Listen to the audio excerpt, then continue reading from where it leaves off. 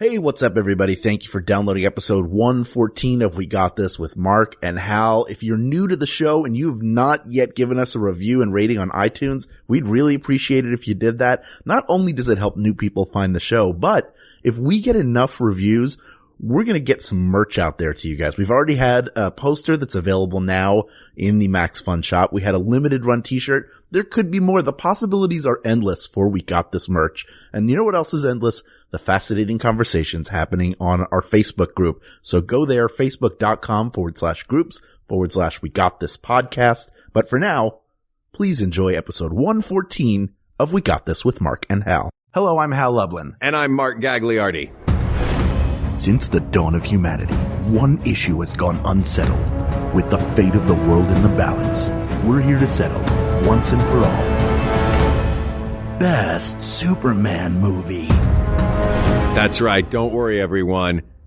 We got this. Podcast should have a theme song. Podcast should not have a theme song. Yes, they should. No, they shouldn't. They sound good. Yeah, but people are just going to skip past it.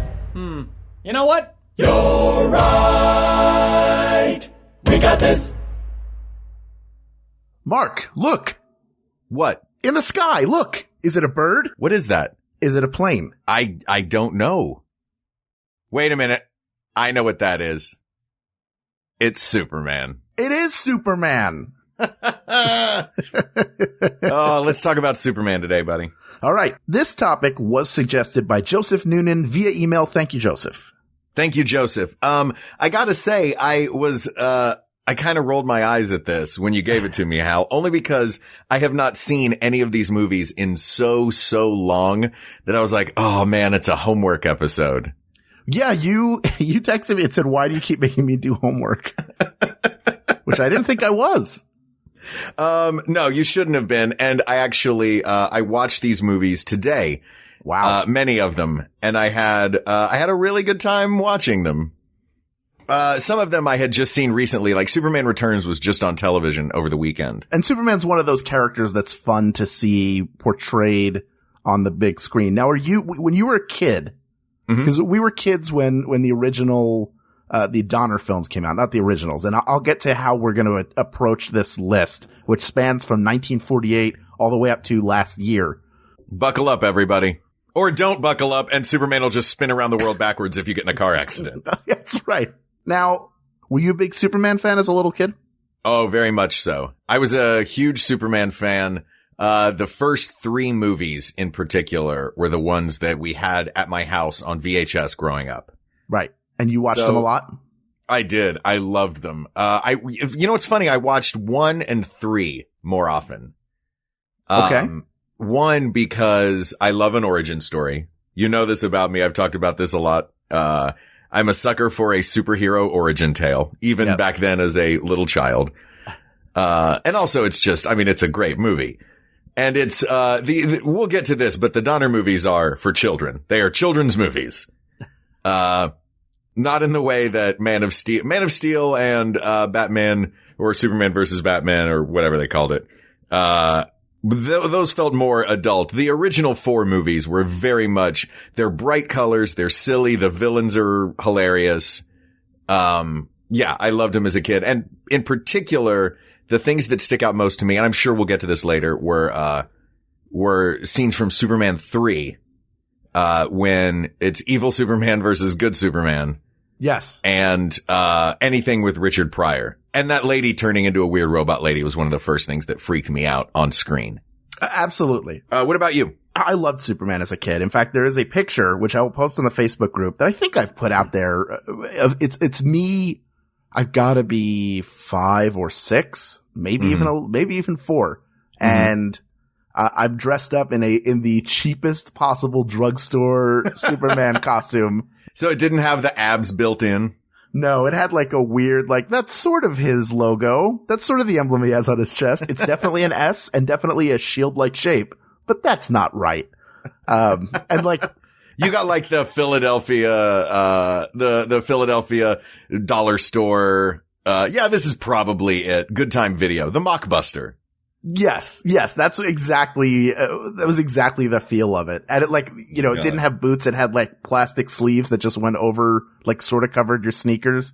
Sure. But none of them came with boots though back then. No, I mean, you could, if you were rich, if you were Sure. one time, so second grade, this is a tangent, but second grade, this kid, Peter Jerem, Peter, if you're out there and you're listening to this, hello, remember me? You teased me a little bit in second grade, but here's another thing about you. Your dad made you like a full Ghostbusters outfit. Ooh. In 1984. Like it made noise. It looked man. To me, it looked like the Ghostbuster, like the clubs now that exist where they make like these incredible engineers and just makers have gotten together and made authentic Ghostbusters gear and I love uniforms. those. I always see them at Comic-Cons. That was what this looked like. But okay. I do love that a little kid in second grade wore a perfect Ghostbusters costume. I don't like there was a kid that picked on you, Hal. well, there were a bunch. Look, we all picked on each other. We're just kids. We gotta all go fight them all. But thank you. Let's go find them and shame. Look, we have a podcast now. This is our bully pulpit. That's right. And we're gonna bully. It's our turn now. Bully. Shout out to Teddy Roosevelt. Yes. The pictures of me holding up the plastic shopping cart I had as a toy over my head as it shows strength. Did you take this plastic shopping cart to the store with you when you went to the store? No, it was in the living room. It was in our living room. So you played I'm shopping for things in the living room. You were robbing your own house. It was like if Superman went shopping, he wouldn't just push the cart. He would hold it up over his head because he's real strong. He would also buy a lot of hams, like cartoon style giant hams. Did you have those? Like the big white gloves? Yeah. Yeah. You did say hands, not hams. Oh, right? no, I said hams. Like the giant bone with like a big head, like, the kind that a cartoon dog puts in his mouth and then just pulls the bone out. Sure. Or the bone gets stuck sideways in his throat. Yeah, of course. If he's a real stupid dog. Yeah. Stupid Pluto. So, you're not a planet. You're not even, you're like the worst dog in your cartoon universe because the other one can talk and wears clothing. But you know what he can't do? Put on skis. That's true. Or just use gymnastic equipment. All right, let's talk about these Superman movies. Here's what I'm proposing that we do. I think we should start with the earliest Superman films that were shown in theaters. Then we're going to stop short of Richard Donner's original Superman the motion picture. We're going to go forward in time, all the way forward to 2016 and start working our way backwards. Does that sound good? And I'll tell you why. Let me justify this. I believe that our winner is located in those four films made between 1978 and 1987. Would you agree with that? Yes, I would agree with that. Okay. So then I think, we like to do honorable mentions. And rather than make this a scale where we have different quadrants that we're rating everything, I think we should go and talk about sort of the good and the bad in each of these films as much as we can. Great. All right. So then let's start with the serials. Yes. Yes. These starred Kirk Alyn, who I believe was the actor who played Superman on the radio as well. These were made and put out by Columbia Pictures. First was Superman. That was January of 1948. And then Atom Man versus Superman, which came out July 20th, 1950. And of course, because they were serials, they were released either weekly or monthly, and they had cliffhangers in them. Have you ever seen the serials, Mark? I've not seen any of the serials. Moving on. Well, no, I have. Let me just tell you. No, I'm just kidding. Tell me about these, it's the idea of, and I felt this way about the old TV show. When I was a kid, I used to watch the old TV show because it came on in my town. And, the opening is amazing, first of all, with the bullet and the train and the, Superman just Clark Kent dissolving into Superman standing in front of an American flag. Yeah. Brilliant. But there's something weird about Superman in black and white to me. Yes, there is. And even the colorized versions seem kind of weird because it's coming from comic books, which are vibrant and colorful. And so it's tough to see him in black and white. What's notable about these early films, the Kirk Alyn, serials, is that it was the first time Superman appeared in a theater live action. There are the Fleischer shorts, which are brilliant. If you ever have a chance to watch those, they're animated pieces, but because they are animated shorts rather than a longer serialized story, we're not going to mention them here. much more than to say that they exist. Those are the Paramount cartoon shorts. They're fantastic and worth checking out if you can find them. They're probably online. But they're not winning today, Hal. Doomsday is crushing this Superman. Yeah, because there are better movies later. With his weird sharp bones that stick out of his hands, like a weird alien Wolverine. What else is notable about these films is they didn't have like the rigging to make it look like he was flying. So they would use animation for him to get from the ground and fly like into the top window of a building. I would love to see this. Now I'm compelled to watch. Yeah, I mean, they're interesting to see, but again, it's you. I always say that as filmmaking moves forward in time, older films get a lot longer because the pacing of films becomes so quick and the storytelling happens so much quicker that even films from like 15, 20 years ago seem way long. Like, Yeah. I think I could cut a half hour out of this. If I'm watching something like a Bourne movie, or a Bond movie, I will frequently turn on the subtitles because they zip through lots and lots of names, many of them international names, and I cannot remember everything that's happening. Star Wars movies too. I was going to ask if you did that because you were my dad on a treadmill. Yeah. I'm your dad on a treadmill. I don't bother putting in earphones. I was like, you know what? I don't like it. I don't like the string dangling when I run. No, look, my father on the treadmill is a sight to see. Not because he's on the treadmill, but because he's got a giant screen TV in front of him that is blaring music, not music, but the sound is so loud you can't believe that that a TV is legally allowed to get to that level of volume. But he's also got the closed captions on because he's got to hear over the machine. You know, you're still on a machine that's making noise. And also, that TV is really loud. You can't hear anything with that thing going. One time, my dad was on the treadmill. Oh, no. And he had this foam hat. It was an Eagles hat, so it looked like a helmet, but it looked like the Eagles, Swoop is his name. The Eagles, the Eagle. It looked like the Eagle, like you had the Eagles logo on your head. And he didn't know that I was there. So and he was like, you know, he wasn't moving that fast. Wait a minute. He thought he was by himself and he was wearing a big foam fan head? Oh no, he wasn't wearing it, but he had one that I put on. And then I snuck around to the side of him and I jumped out and went, "Caw! Caw!" And he stiff-armed me. From the treadmill? Yes. Like he was running in for a touchdown. Like that was he had to get me away. Because obviously a giant bird had gotten it. He didn't know what it was, but I'm really proud that you convinced him that you were a giant bird. My bird work is second to none, Mark. I think you know that.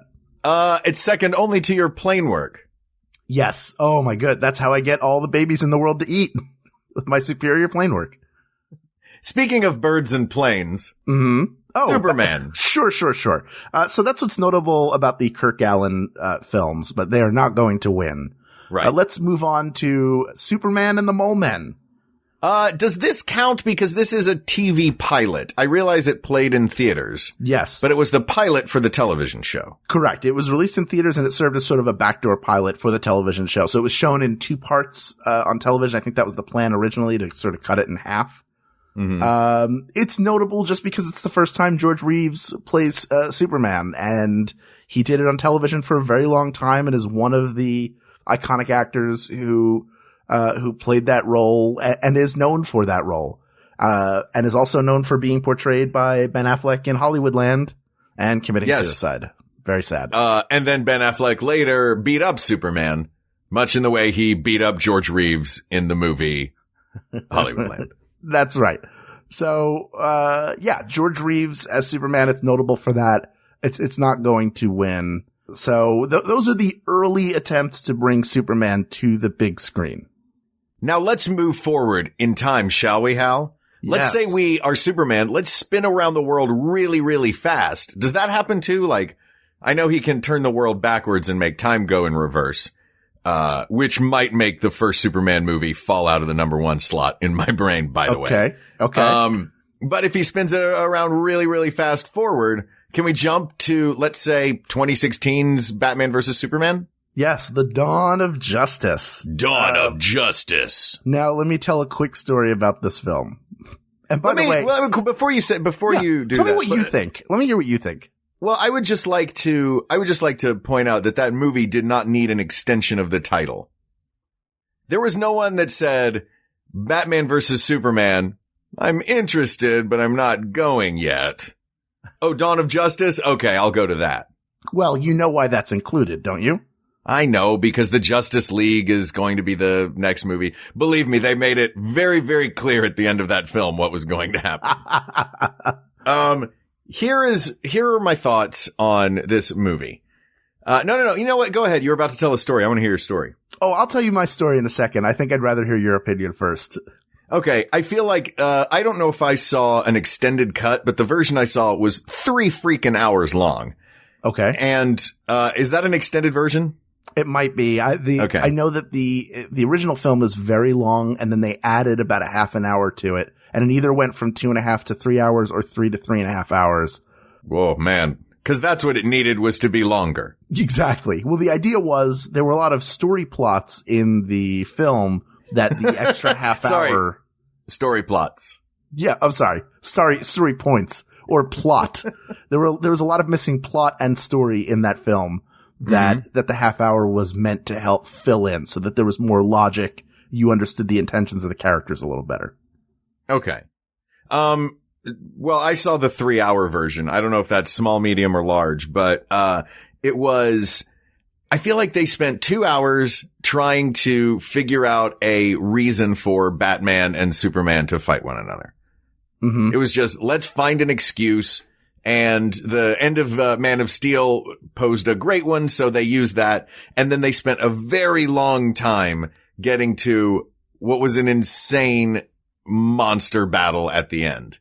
It's like an hour long. It's like watching a video game. I felt like watching the end of that movie. I was watching Batman, like I was watching a 12-year-old with a Batman controller and a 14-year-old with a Superman controller battling it out for supremacy on a big screen TV in a living room. Right. That said, there were some cool things. I think the car chase in that movie is one of the coolest car chases I've ever seen. Which car chase is that? I don't. This is the car chase when Batman is trying to get the big piece of kryptonite from Lex Luthor, who is transporting it. Oh, yes. And he winds up running into Superman and skidding off. The first time they run into each other. Yes, by the docks. Yeah, it's fun. It's not great. The plot is pretty ridiculous. And I don't know how many more times I can see the Bruce Wayne's parents die scene. Also, I hope that everyone has seen this, because I'll tell you what's ridiculous. And I feel like it was someone in a writer's room went, guys, I know how at the end of the fight, they don't have to kill each other. They find out that their moms have the same name. Like, oh, come on. I think it's time for me to tell my story. Please. There is a really fun, DC movies and television podcast on the AfterBuzz network. So AfterBuzz TV. And it is co-hosted by my good college buddy and former guest of the show, Adam Gertler. So he asked me to come on. He knows that I like comic books and comic book films and television. And they were coming on to discuss Superman versus Batman because it had just come out. It was a few weeks after its release. It was apparent that it wasn't doing as well as projected. It was being panned. And I was going, like anybody who would let me talk into a microphone, I was getting on and trashing that movie so hard. So I will say you said, I hope everybody's seen this movie. I hope people have not seen this movie because it spares them from having seen it. And I went on a DC podcast that is watched by DC fans who rightly so are very loyal to their material. And some of whom are either apologists for the film or just, are able to rationalize the things that are in the movie and it makes sense to them and they like it. And I took a big number 2 all over that movie. And every time the hosts tried to find something positive, they were like, well, what about the music? Did you like the music? And I went, nope, music was terrible. Music was god awful. It was one of the worst parts of the movie. Took me out of it completely. Did not like the music. I'll tell you something, Mark. Yes. There's a saying about the internet. What is it? The saying is... No. That's the saying. What is it? I'm not quite familiar yet. The internet is a connected series of... It's a tubes! Websites. It's all these magic tubes in your computer. And they all connect to one another. No, the rule of the internet is don't read the comments. So this show is not an audio podcast. It is a live broadcast video podcast. So it is going out on YouTube live and is available afterwards. And I went and read the comments. And they were so mad. Somebody said I was cancerous and I should never be on the show again. That's how negative I was. And then people started getting into my physical appearance and I went, I'm going to stop reading this right now. Yeah, that's probably for the best. Don't read the comments, man. Yes. All this to say, if the best part about a Superman movie is Batman, it is not the best Superman movie. Though I did like that. Let me give it a few things that I like. Let's play I'll play Adam Gertler for a minute. Okay. The battle scenes are epic. I will give them that. Yes. Let's see. What else? You know what it is? It's hard to see the stuff you don't like because apparently they live in a world with no sun or light. What about, let me hear your thoughts on Jesse Eisenberg as Lex Luthor in that movie. You know what? I like the choice. None of it is the actors or necessarily the choices they make. That's up to the director to rein an actor in. So if an actor comes in with an idea of what they want to do, and I'm cool with him as Lex Luthor. I wanted to know why he was doing what he was doing. And they tried to explain it a little bit that it's... What was the whole daddy doesn't love me scene? Exactly. But it just doesn't, that's not enough. The comic book origin of, or the original comic book origin, I'm sure it's been told a million times now, are that Superman and Lex Luthor knew one another and Superman was responsible in Lex Luthor's eyes for the lab, accident that caused him to lose his hair. So and that's the only reason that he hates Superman so much? Well, I mean, it sort of ruined him as a scientist. So hair loss? Because mad scientists have cool, crazy hair? I think it was hair loss and failure as well. Ah, that's fair. So that his bald head was a reminder of his failure. I mean, but it didn't like kill his wife Green Goblin style. No, it did not. And you know what? That came later because early his intro in the comics was somebody who was there to like test Superman and test his limits and didn't trust him. And, so I like Jesse Eisenberg. I even like Henry Cavill as Superman. I don't think he's a bad choice, but it's the material that he has to work with. I mean, do you dislike him as a guy to play Superman? Imagining him playing that character, from a different point of view, I guess is how I would say it. What do you mean? Like his point of view seems different from Christopher Reeve's point of view? Well, I mean, making a version of Superman that's not as dark and not as violent, if it had some lighter sides to it and it felt a little bit more like the traditional Superman that we know, do you think he would carry that off well? Sure. I think Henry Cavill doesn't have to just brood. I've seen him in interviews. He's very charming and Superman is charming. I mean, he flashes his pearly whites at the camera at the end of the first movies. You know what I mean? If Henry Cavill had just looked in the camera and smiled and flown off, that would have done it. Yeah. But, as a film, let me say another positive thing about BVS DOJ. It is the first time that we get to see Wonder Woman on screen and we get to see the three of them together. And even though by that point the film had kind of lost me, to see those three together was cool. I like Gal Gadot as Wonder Woman. I'm looking forward to the Wonder Woman film. And here's the thing, like, I went and saw Suicide Squad, which I knew was going to be terrible and was terrible. And now the Justice League is coming out and the trailer has hit. And I was talking to somebody, they were like, what do you think about the Justice League trailer? And we started talking about it. And then I stopped and I said, you know what? It kind of doesn't matter what I think. And here's why. I know I'm going to go see it. So if I think it's terrible, I'm going to miss the Flash in a film finally, I'm going to miss Cyborg. I'm going to miss what they're going to do with Aquaman. No. Even if I think it looks bad, I'll go see it, which is maybe. Did you like that scene in the movie where where Wonder Woman is looking at all of the different video files of all these characters? I hated it. Really? I thought it was great. I get it. I mean, it's cool to see that there are other people out there that have powers, but it's just odd that like why did LexCorp did they have like a graphic designer who was put in charge of making logos?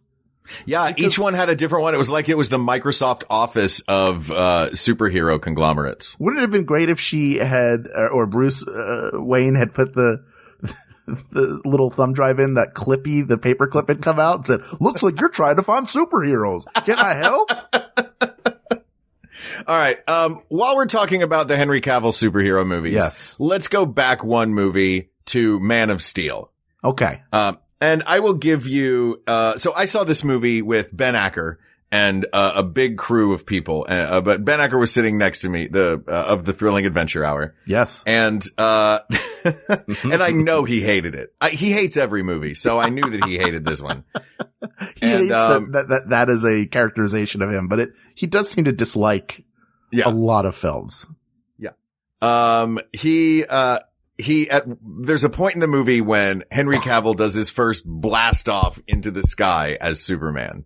Right. And Acker just very quietly leaned over and high-fived me in that moment. And I wonder if it was an ironic high five or if it was even in the midst of this crap, watching Superman take off is pretty effing awesome. Mark. It's probably the former though. Do you know what everybody loves about you? What? That you hold on to the idea that the second thing is possibly true. I hope it is. I know. Keep that hope alive. I'm not going to tell you. I don't live inside Ben Acker's head. This is not Meet Dave. I'm not in there. And while we are just poaching other people's material about this movie, I would like to not quote, but, bring up what a friend of mine, my friend Andy Goldenberg and I discussed after this movie. Yes. You know, Andy, our friend. And he was mad about the fact that, and I did not connect this until he said it. In the older movies, a building would fall down and Superman would leave the fight to prop the building back up and then go back to the fight. Yes. In this movie, tens of thousands of people died as he fought Zod at the end of that movie. Forget the fact that he kills Zod at the end. That's not the moral dilemma in this to me. And forget the fact that there are inexplicably still people walking around the museum when the world is crumbling outside around them. It's the fact that he has such disregard for the city of Metropolis in that moment. Would you agree? I would agree. And that and Zod, being killed, the fact that Superman takes a life, those seem to be the biggest sticking points that people have. You know what though? Superman took a life in, Superman 2, and he took Zod's life in Superman 2. That's true. That's true. We're gonna talk about that. We will definitely get to it. No film is perfect, of all of these. There are certainly a few that get closer than others in my personal opinion, but the idea that the difference between those two Kryptonians is that Superman cares about people is kind of undercut well, first of all, it becomes the whole thing of he's an alien. We don't trust him. So he's chosen to do the right thing in the face of people actively disliking him and distrusting him. Right. So, but the idea that Superman, who's someone that we all know, if it was a story of any other superhero or a made up superhero that was similar, first of all, people would go, who's doing a knockoff Superman? It's like a Mockbusters thing. We're going to get 6-year-old Hal Loveland to play Superman. Yeah. but it's, and 6-year-old Hal Loveland just goes out and starts cracking necks. Yeah. Well, it's actually Souper. Ooh, soup. He was born in a pot of soup. Superman, I'll have the soup. Yeah. If there's a choice. The idea that somebody would come in and say, well, I know that at this point there's almost 80 years of stories to be told about Superman, but I don't like the character. I think he's boring. So I'm going to I'm going to change things up and put him in some real hot water and force him to make choices that he wouldn't normally make. And if that's your feeling and you think the character's boring, then don't direct that movie. Why would you take that on? Well, no, because you assume that an audience wants that. I mean, look, I know that you're a comic book guy and a purist, but audiences want new and different stories. You don't want to just see a remake of Superman 2, which kind of Man of Steel was. Well, so you got to give the stories new twists. I don't know that I agree with that, but let me save it. Of course it is. It's Superman versus Zod. While I am a purist, let's take a sojourn for a second. You've seen the 2002 Spider-Man directed by Sam Raimi, yes? Yes. And you remember that in that film, he doesn't have web shooters. The webbing organically comes out of his wrists. Yes. Do you know the supposed reason why that is? Because he was infected with spider DNA. No. The reason why is... Because Tobey Maguire can actually do that. Yes, that is an actual ability he has. It is at the bottom of his resume, right next to driver's license and bartending. Because everybody's got improv on their resume. Sure. Oh, that's not the bottom, baby. I do characters. I can ride a bike. I play football. I'm a singer. I play. What's the dumbest thing you ever put on the bottom part of your resume? Just a list of dumb accents. Some of which I think I can do. Like, none of them is like, I'm the best at this accent. I'm just going to put it on here. I think sketch writing. Because why would you put that? Like, at that point, I'm like, well, if you're looking for an actor, I can write stuff. I once put rollerblading. And this is when I was at my heaviest. Because in my mind, I was like, look, some movie wants to snatch up a 5'8", 220-pound rollerblader. Which I don't know why that guy isn't in the Justice League. Oh, God. You're going to be in the big rollerblading movie. They call me Inline.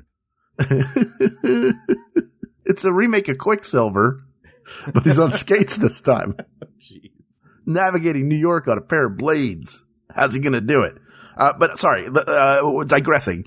The reason why they were organic and not mechanical web shooters, which they have been in the comics for a very long time, is supposedly because Sam Raimi said, well, when I was a kid, I couldn't have invented web shooters, so there's no way he could. Okay. See, the web shooter thing doesn't bother me. I'm not the purist that you are, though. It's a good movie. But changing it because, like, well, I can't imagine it, so it can't happen. Like, what? You don't have to be Walt Disney to create a teenager who's smart. You have a series of movies where a guy has a chainsaw for a hand. Yeah. Where are we drawing the line here? Yeah, the Texas Chain Hand Man. Chain Hand Man. Yeah. All right. Here, I will tell you my biggest problem with Man of Steel. And I don't like the mass killing, and I don't care for him killing Zod, although those aren't the biggest issues for me. The biggest issue for me is his relationship with his father, with Jonathan Kent. Oh, that Jonathan Kent tells him to be weak?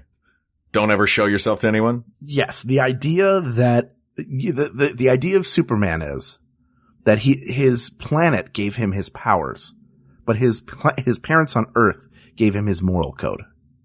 He learned to be a good person because of them. I feel like look, I agree with you on that, about that point, but I feel like everything that you're taking offense with in all of these movies so far is things that aren't in your personal selected canon. That's pretty widely accepted canon. It's not personal canon. I'm not writing fanfic here. No, I get that, but it's still, I mean, the canons can change. They do all the time. Superman has been killed. He's been long-haired. He's been all kinds of things. Oh, by the way, we're not going to include Steel in this episode. That is as much as you will hear about it. The Shaquille O'Neal movie, which happened after the death of Superman, where he split up and there was Steel. There was the being of like pure lightning energy. There was the kid. There were like a bunch of different versions of Superman out there at the same time. We're not going to talk about Steel any more than that. Sorry, Shaq. Look, Shaq's going to be fine. If you want to see a good Shaq film, go to YouTube and find that clip of him tripping on the Inside the NBA set. It's amazing. Or just watch any of his general commercials. That General Insurance Company, commercials that I thought were totally local until I saw Shaquille O'Neal in one. And then I went, Shaq's doing local spots. Look at that general there. He's there selling you insurance for your car or for a medical emergency, whatever you need. He's there for you. Whoops, I tripped. For the best insurance rates in town, tell him, Shaq. Go to the general. All right. Are we done? Let's go to the garbage movie. Okay. Superman Returns. Oh, I feel bad saying that. A lot of people worked really hard on that. This is Bryan Singer's attempt to make a film that was a continuation of Superman, the motion picture, and Superman 2, directed by Richard Donner and Richard Lester. So supposedly the idea is that after Superman 2, Superman has disappeared. He's been gone for some time and he's finally returned. And it stars Brandon Routh as Superman, and Brandon Routh is a fine actor. He's not a good Superman. The most startling thing though is that he sounds almost exactly like Christopher Reeve. Well, you know what? As a continuation then, not bad. Yes, you have Kevin Spacey as Lex Luthor. Chewing up scenery. Pretty fun performance. But again, it becomes dark and you lose. I'll tell you what I liked about Man of Steel, which was the way Superman fought early on, where he moved very quickly and he punched a lot, because that's Superman's big weapon. Of course, he has heat vision. Of course, he has the freezing breath, but he punches stuff. He's super strong, and he doesn't really throw any punches at all in Superman Returns. It's all, what is it? Just heat vision? Yeah, he uses heat vision, and I think he uses freezing breath, and bullets bounce off of him, but you don't get him, like, punching. And because of that, it feels weird for that. It feels weird because the tone seems kind of wrong. It's just not a great movie. I can go ahead and tell you right now what you're going to have a beef with. Go ahead. Because I know now that you have this weird Superman canon that you keep in your head that, be damned at anything that gets in the way of that. Okay. Superman doesn't have a son. No, I didn't have as big a problem with that. Wait a minute. Web slingers being part of his body in Spider-Man made you upset, but them just arbitrarily giving Superman a kid doesn't? No, because that's part of the character. Part of Peter Parker's character is that he's brilliant and that he builds those himself, that he's resourceful. And then if you want to take that and tell a story, like build a strong base and then tell me a new story. That was ignoring the base. And the Superman Returns just felt like it was like a Superman movie without all the things that would make a good Superman movie. Yeah. Like big action, like the biggest action sequence really is him bringing down the plane. Yeah, it's the thing about that movie, it just seemed unmemorable. Right. Except for the kids shoving the piano across the room. Yes. And I wanted that to develop more. I want to learn more about that. But they didn't give me enough. I guess if he had been able to make more movies, he would have done that. But he left the X-Men franchise to make that movie. Not only did we get Superman Returns, but we got X3. So 2 crappy comic book movies out of 1 decision. Just want to point that out. All right. Let's talk about the old movies. But before we do that, let's take a quick break to introduce you to some of our superheroes. The other fine podcasts on the Maximum Fun Network. And cleanse your palate. Let's face it, we've talked about a lot of sour stuff. This stuff is going to taste great. Judge John Hodgman ruled in my favor. Judge John Hodgman ruled in my friend's favor. Judge John Hodgman ruled in my favor. I'm Judge John Hodgman. You're hearing the voices of real litigants, real people who have submitted disputes to my internet court at the Judge John Hodgman podcast. I hear their cases, I ask them questions, they're good ones, and then I tell them who's right and who's wrong. Thanks to Judge John Hodgman's ruling, my dad has been forced to retire one of the worst dad jokes of all time.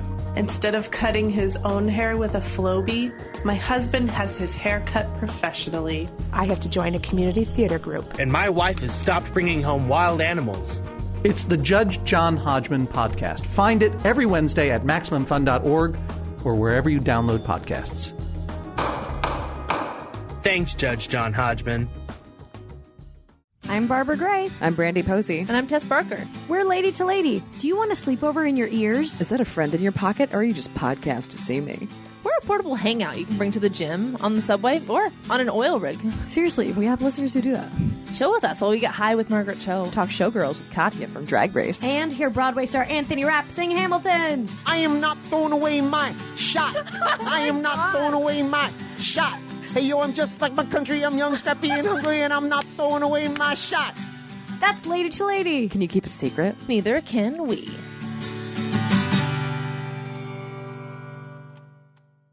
All right. We're in the home stretch, Mark. We're doing this. You seem to take this really seriously. Well, I do. Look, I am a Superman fan. I know. I'm a Superman fan too. I don't mean to seem flip about this. We are doing important work here. I like that you know you can be flip because you don't have to deal with any of the blowback on the internet. Yeah, I'm the one that doesn't know how the internet works or how comic books work. Do they still do them only in 3 colors? Everything is blue, red, and yellow. That's why that's Superman's outfit. The primary night rises. All right, so let's talk about the great Superman movies. Okay. This is Christopher Reeve, the late, great, brilliant Christopher Reeve as Superman. As iconic, I think, as a superhero performance on film gets. Yes. And he made 4 films. He did. For Alexander Salkind, who also made another movie that has been featured on this show before, Santa Claus the movie. Yes. Yeah. Yes, it sure has. And all of Salkind's movies, I believe, are required to have title credit sequences happening in clouds. Yes, there has to be flying. There's also going through space. I mean, just where to start with these films?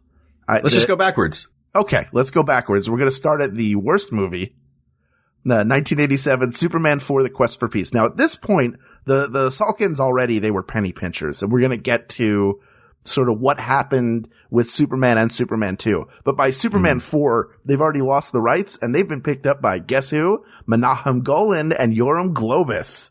And there is a great documentary on Netflix, the title of which evades me, but they were known for making really crappy, cheap movies that could turn a profit enough to keep them going. They were 2 Israeli guys. One of their early failures is known as, it's The Apple, I believe is the name of it. It is a movie musical made in like about an apple? 81. Yeah, it's just a giant apple that sings and dances. Sure.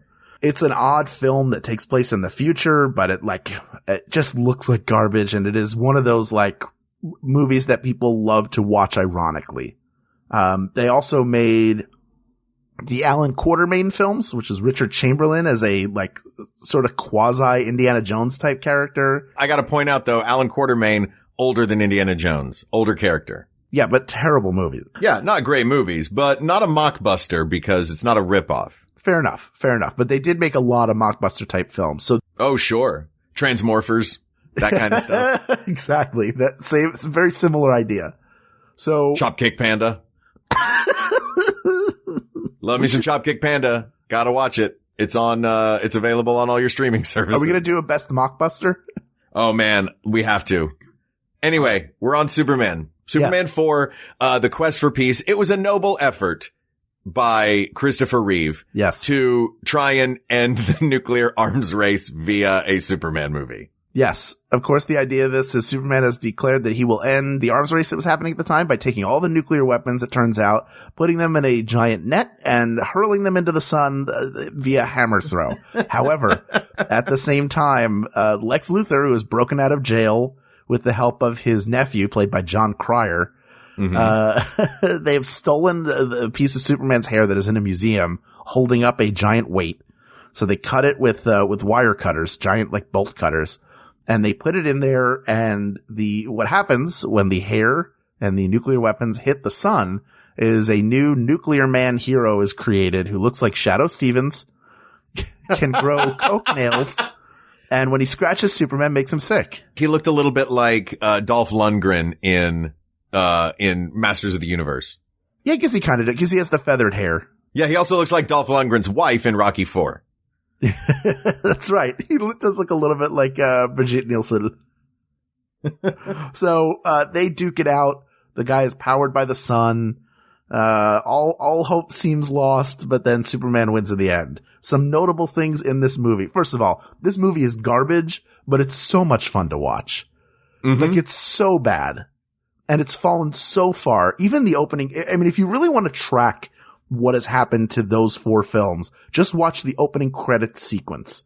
Because by this film, it just looks like hand-drawn stuff that was thrown up. Like, they're like, oh, this sort of looks like the Flying Through Space credits. It's so cheap, so unbelievably cheap. I believe that at one point, Gene Hackman and John Cryer are as spacesuits wearing those metallic jogging suits that they'd wear in the 80s that Julia Louis-Dreyfus wore in Christmas Vacation. Yes, exactly. I think they just got those sweating suits. I would say that one of the best parts of this film is Superman and Clark Kent on a double date. Superman is on a date with Lois Lane. And Clark Kent has caught the eye of Lacey Warfield, whose father, David Warfield, is a tabloid tycoon. And whose mother, Marcia Warfield, played the bailiff on Night Court. The highest pedigree possible.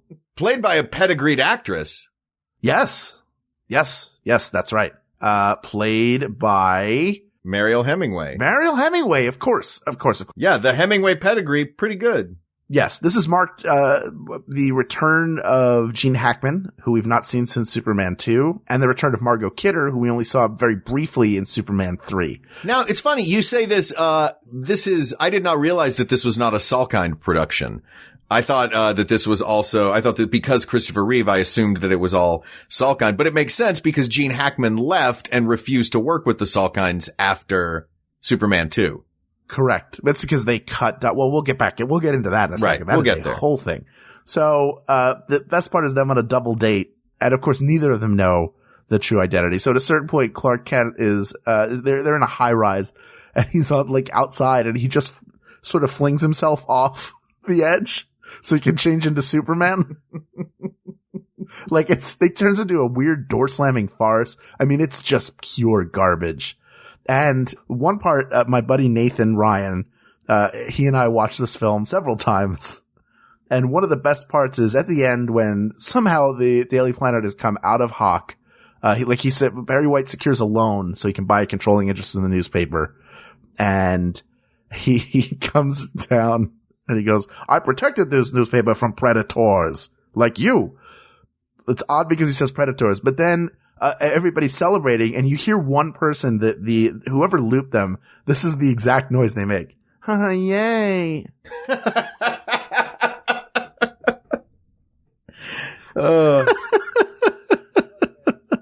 Look, man, you and I have done a lot of looping.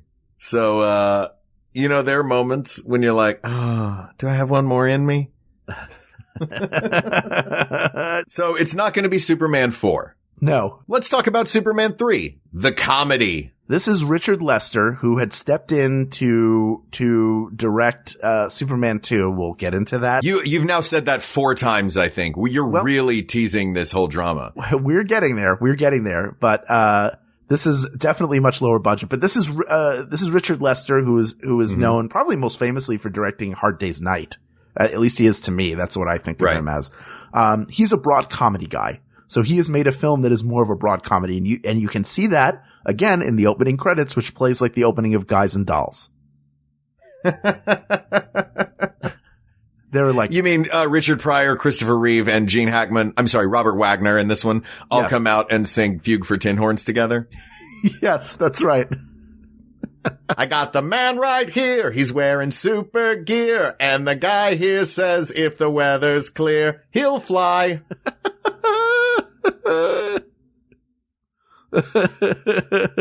I'm picking Gus Gorman because he's good with computers and he's stealing lots of money with microtransactions. Again, this movie is complete garbage. It's so not garbage. Bad, this movie's fun. It's not so bad it's good. Like, why are you just calling all of these movies garbage? What did this one do wrong in your canon world? I mean, so many things are wrong about it. First of all, Richard Pryor is great. We all love Richard Pryor. He doesn't fit, like the film hasn't really decided what it wants to be. They paid him more than they paid Christopher Reeve. Of course they did. Richard Pryor was a much bigger star. Mm-hmm. But, so the bad guys they manufacture kryptonite. And it has the same effect, it has an unpredictable effect on him, which, if you read the comics, is what red kryptonite does. There are tons of different types of kryptonite. They were all irradiated differently or whatever. But red kryptonite is the unpredictable kind. So in this case, he's turned bad, which means 5 o'clock shadow, dingy suit. Actually, his suit is dingy and it looks like Henry Cavill's suit in Man of Steel. Yeah, when Henry Cavill first landed as Superman, you're like, oh, it's dingy mean Superman. Yeah, is he gonna go flick bar nuts and break bottles in a bar? Like, the idea that Superman's getting drunk, like, he can't. He's Superman. He can't get super drunk. That's the whole point. He's impervious. If bullets can't hurt him, then why would the silver bullet that won't slow you down? This episode brought to you by Coors. I feel like that whole last run was brought to you by every conversation you've heard walking into a comic book shop. Yeah, you're just in the tail. The one. He can't get drunk. He's Superman. What can I get for you? An exit. So I will say, we all like the junkyard fight, right? Oh yeah, Superman versus Superman. Yeah, Superman versus Clark Kent. Well, Christopher Reeve versus Christopher Reeve. That's what's important. Yes. And then, of course, he reveals himself to be Superman after he defeats him by crushing him, puts him in a crusher or something, or drowns him. I can't quite remember what happens. I'm glad it's been a while since I've seen it, but I will go back every once in a while and watch that junkyard fight just on YouTube. All right. Now we've come down to the final 2 movies that are really the 2 contenders for best Superman film. Yes. We can do these in chronological order so as to tell the story of it. In 1978, Richard Donner made the original Superman, the motion picture, or Superman the movie, whatever they called it. And, it was a huge hit, and then he went to make the sequel. They were both, originally designed to be, there was always going to be a sequel. They shot much of them concurrently, and then they went, and fired Richard Donner and brought in this other director. So the final cut of Superman 2 is done by another director with about 20% of the material coming from him. Did I get that right? You're close. So they filmed them concurrently. And what happened was the costs were spiraling out of control, according to the Salkins. So they fired Richard Donner, and they figured, well, he's already shot most of the film. So what we'll do is we'll bring in another director and we can get it done cheaper. So in comes Richard Lester. Do you know why Richard Lester was chosen as the director of the film? Because they had previously screwed him over, and they were kind of always one step behind their screw-overs on the Three Musketeers movie. That is correct. Yes, this is part of a quick... I feel like I'm getting nerd-splained a lot in this, but I'm getting an A, so it's okay. Well, it's not nerd-splained. I just wanted to see what you knew and what you didn't know. Okay. That's it.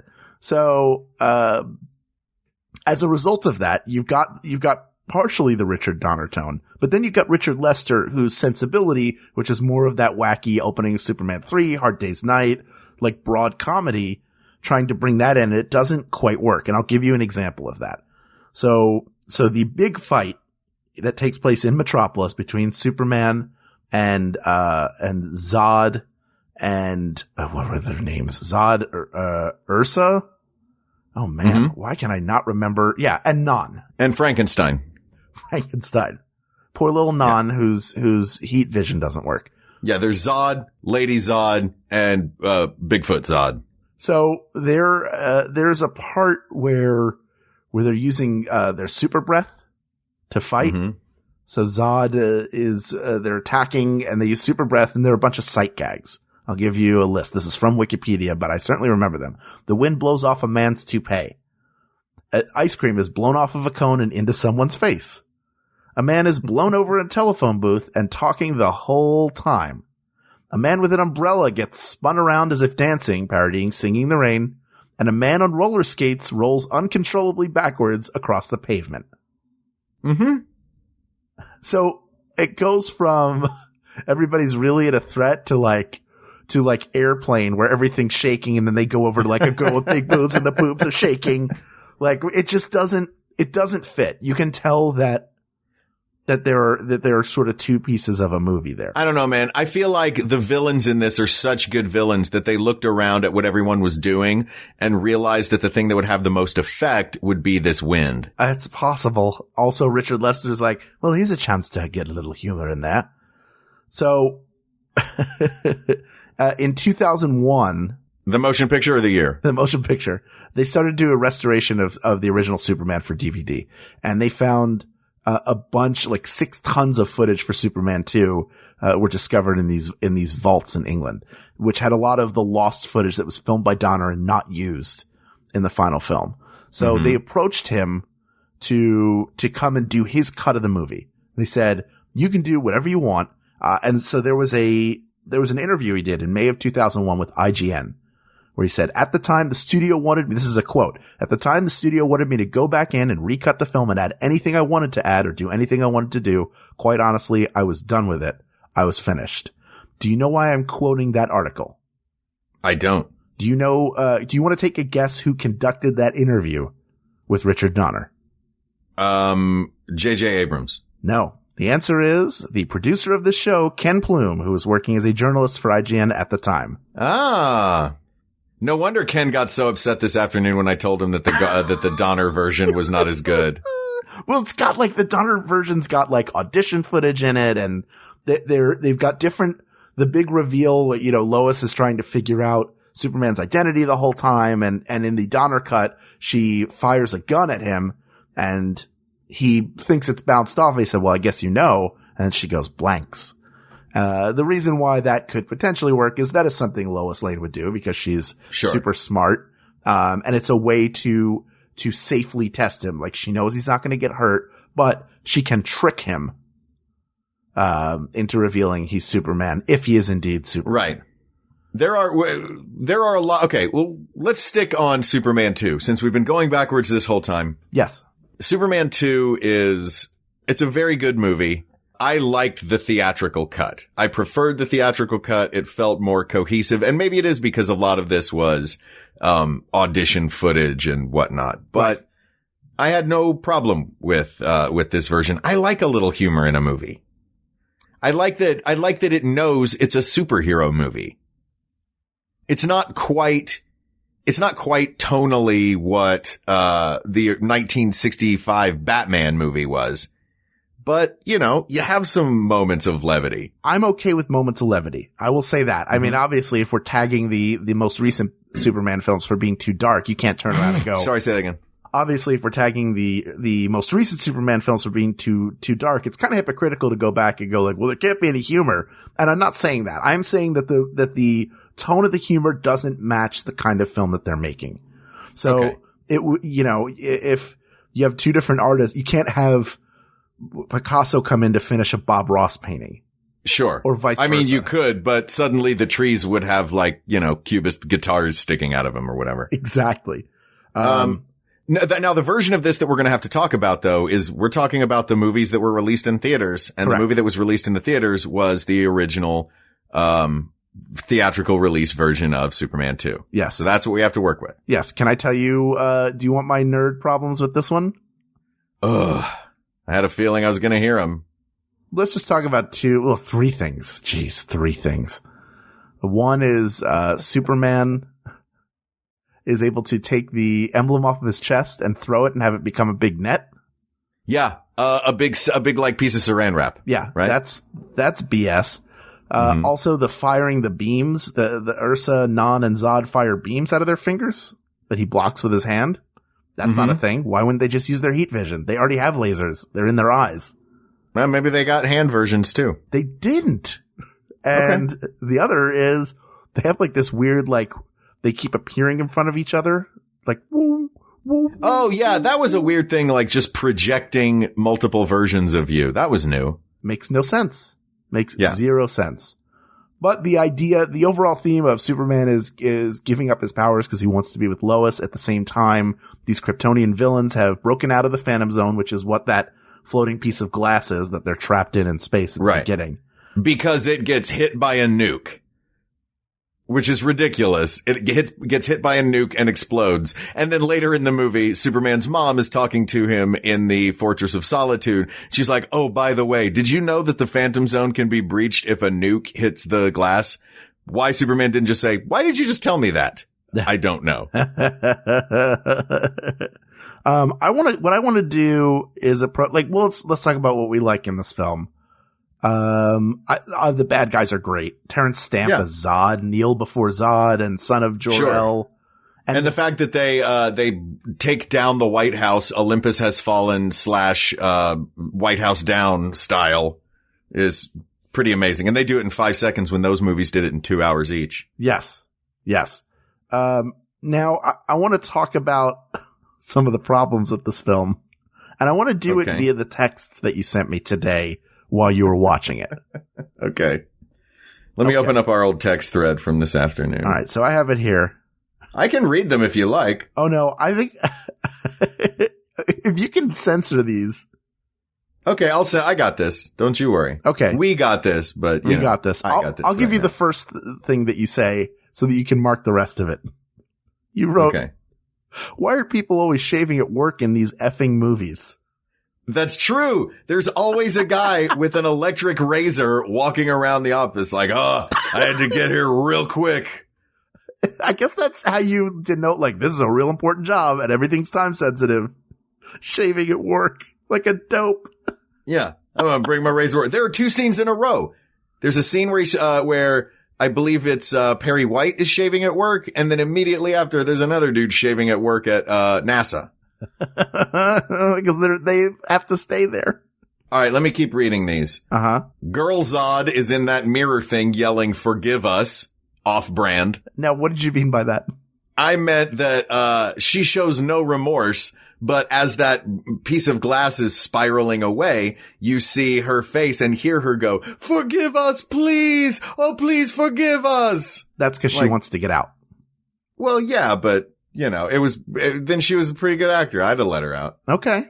Then I texted, there is no reason Superman 1 begins with villains who are not in the effing movie. Well, because I didn't know they were making them at the same time. Okay. Next. Yes. Cliff works at NASA. That's right. John Ratzenberger appears in this film as he does in Empire Strikes Back. I believe because who's he in Empire Strikes Back? He's one of the rebel techs. He's just a guy like in the base. And I think no kidding. It's possible that his voice is looped in that. It's not looped in this, but I think it might have been looped in that. And there were American actors who were in London at the time working, and I believe he was one of them. Because both of these films, if I'm recalling correctly, were filmed close to the same time and in London. There you go. You know what? When in London. That's what they all say, right? Yes. When in Rome, do as the Romans. When in London, do 2 movies. Yes. Then and this was the exchange that he had with the other guy in the booth at NASA. We've lost contact. Cliff. So? What do you mean, so? He says it like, not like, what are we going to do now? Like, I don't care. I gotta go shave. I did do a lot of swearing in this, in this text thread. Then also the prison guards don't notice an effing hot air balloon. Yes, the prison escape sequence. I love the projector that he uses, that he rigs something up so that it looks like he's in there playing chess. The escape scene is funny because he cannot take Otis with him. So Otis is too heavy and brings down the hot air balloon. And he just calls him ballast. Yes. I guess the idea is that the hot air balloon is dark and blends into the night sky, and they drop down. They don't land it. They drop a long ladder, which he grabs, and then they take off. Right. But that being said, I get it. It's kind of dopey and silly, but it's a comic book movie, so there's going to be some weird stuff in it. Yeah. Then I get to, let's see. What is this effing hell dream where Superman changes to immortal? I also like that you added to that. All Nick Cage and City of Angels did was blink. Yeah. He just blinked and then he was no longer an angel. Now he's immortal. Well, this scene, it's like some insane, like here's Superman's skeleton turning to blood and all. Oh, it's very dark. It was the Sleep No More part of Superman 2. Oh yeah, and you didn't like Lois wearing Superman's shirt because you said it's not his effing jersey. Yeah, well, that was in the Donner cut, which we're not talking about. But yeah, Lois comes out and she's wearing a t-shirt version of Superman's. They just had slept together and she's wearing a t-shirt version of Superman's outfit. Why would he have that? He would only have that for her to put on after sex. Ugh. All right. And then I went on and on about conversations that happened in Mallrats. Yeah. Garbage. Yes, about them making love. I will say another sequence in this that I like is once Superman has his powers back because he got beaten up by like a trucker in Alaska or wherever he is, wherever the Fortress of Solitude is supposed to be in these films. And he returns and beats the guy up and humiliates him in a way that reveals he's Superman. No, not necessarily. He just beats him up, spins him around on the chair, and then launches him down the bar. He's just very strong. He spins him around super fast and lifts him like with like 2 fingers. Like he lifts him like, oh, only Superman could do that. Don't mess with the Superman.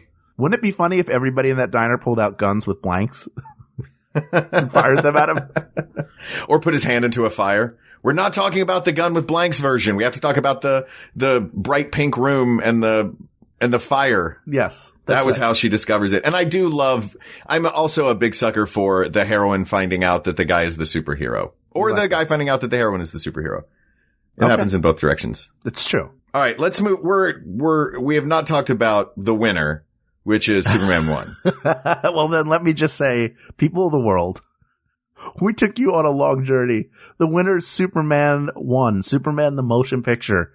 You'll believe a man can fly. You know what? We all did. The way it starts is brilliant, where it flips through the comics and you sort of see his origin story and then you see it play out. Marlon Brando is bizarre and wonderful as Jor-El. Look into some of the fun story, not just how they made it technically, how they did with like the beads that reflected lights to make the sets look like they did, but he didn't memorize any of his lines. So they're like taped on the other actors and they're hidden around the set. So it's like, if you like weird Brando acting stories, you love this movie. Christopher Reeve is, for my money, the greatest film Superman we have. And here's why. He plays Clark Kent and Superman as different characters, and to the point where you could ostensibly believe that no one would peg him as Superman, because Clark Kent just doesn't look like Superman with glasses. He's got a stutter. He slumps over. He's awkward. The Christopher Reeve is a real actor, and he was super invested in the role. You've also got Gene Hackman at perhaps the height of his powers as Lex Luthor. Again, chewing up scenery with Ned Beatty as Otis, Valerie Perrine as Miss Tessmacher, Margot Kidder is brilliant as Lois Lane, Jackie Cooper as Perry White. It's such a well-made film. And I know that it's not perfect, and some people who co-host this podcast with me don't like that he flies backwards around the earth to change its rotation and turn time back. I'm changing my answer. It's Superman 2. Stop it. Stop it. You know that it's backwards not. Around the world thing is stupid. You know it's not, though. Is it? It is stupid. It undermines the whole movie. But I'm saying you know that Superman, the motion picture, is better than Superman 2. That's true. It's true. Continue with your rant. But again, that part is not, look, it's not the perfect movie, but it is the most perfect out of all of these movies. And that is what makes it the best Superman movie. Asked and answered. You guys knew from the start, but we took you on an hour-plus journey just so you could see how the last son of Krypton has been treated and how he has appeared on film. And watch all of these. You'll come to the same conclusion that we do, and see if you can find footage of Nick Cage in the weird light-up Superman outfit from the Tim Burton movie that was never made. You know, there are interesting Superman movies that were never made, but the best one of all came out in 1978. It has not been beaten yet. I hope someday it is, because that would mean they're making good Superman movies again. Asked and answered. And it turns out the ripcord in Hal's back has almost retracted itself fully to his body with that rant, which means this topic is closed. Thank you, Joseph Noonan, for your suggestion. The best Superman movie is, surprise, Superman. So, But there are many more topics to discuss, so reach out to us on Twitter at We Got This Tweets, or check out the Maximum Fun subreddit. A flame war is happening right now. Or you can reach out to us by email, wegotThisPodcast@gmail.com, or come to the Facebook group. That's where it's going. It's lit, fam. Go to facebook.com/groups/We Got This Podcast. Thank you to producer and former Richard Donner interviewer Ken Plume. Thank you to researcher Kate McManus, graphic designer Uri Kelman, and QA engineer Jen Alba. Thank you, as always, to our musicians, Jonathan Dinerstein and Mike Furman, for our score and theme song, respectively. And, of course, thank you to you, our listeners. You are faster than a speeding bullet. You are more powerful than a locomotive. You are able to leap our hearts in a single bound. For Hal Lublin, I'm Mark Gagliardi. And for Mark Gagliardi, I'm Hal Lublin. And don't worry, everybody. We got this. We got this. MaximumFun.org. Comedy and culture. Artist owned. Listener supported.